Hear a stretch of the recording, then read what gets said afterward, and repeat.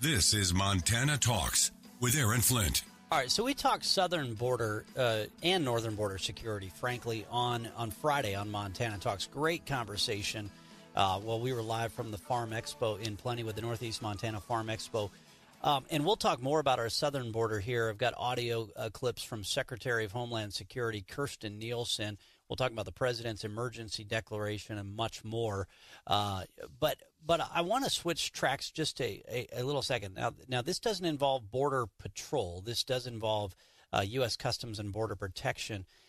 So there is a difference between the two. There's a difference between the folks who do Border Patrol, that patrol the borders, and the folks who actually man the ports on our border. But here's the big picture to me, and I'll explain why. But this is the big picture to me. What are we seeing take place in this country right now? You know, we're seeing take place.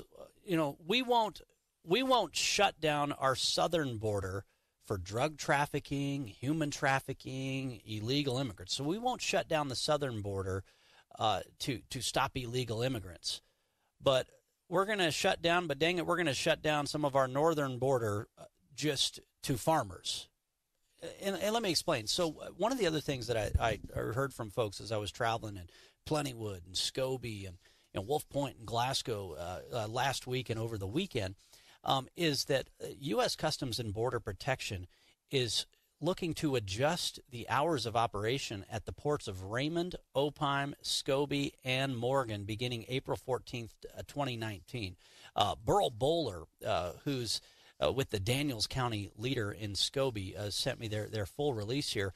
But basically what they're trying to do is, like, take for example the port of Scobey.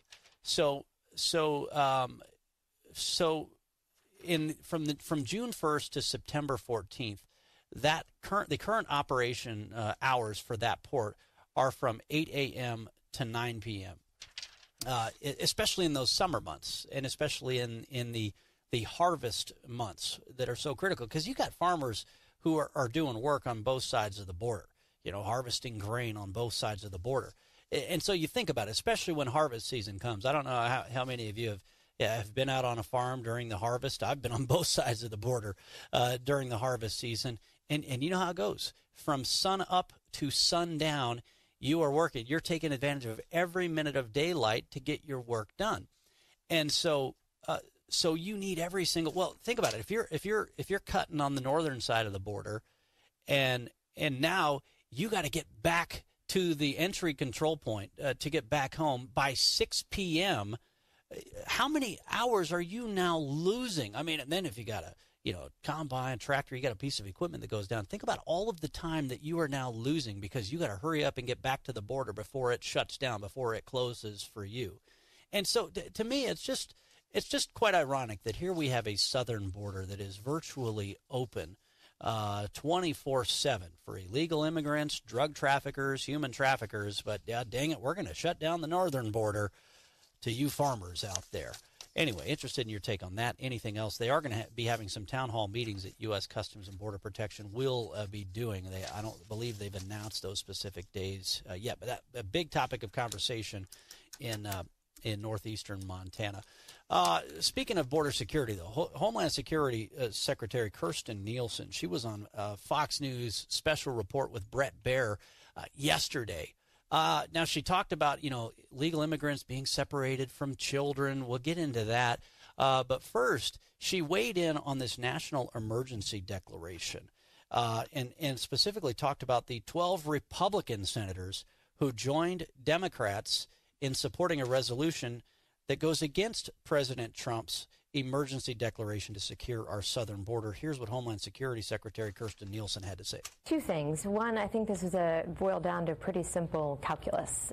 Did the president have authority to issue the emergency? He did. It's statutory. Congress gave it to him. Was there an emergency? This is where I come in. I can uncategorically tell you there is absolutely a disaster and emergency at the southern border, and it's becoming more and more heart-wrenching every single day.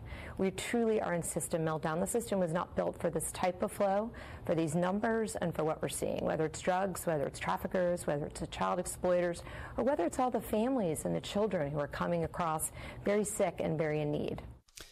So great points made there by Kirsten Nielsen. And by the way, some of those Republican senators who voted against President Trump's emergency declaration of the border are now facing significant heat back home from their constituents. In fact, the Kansas City Star is now reporting Senator Roy Blunt out of Missouri has been disinvited from a local GOP gathering in Christian County, Missouri, next month amid a backlash over his vote to block President Donald Trump's use of emergency powers to build a border wall.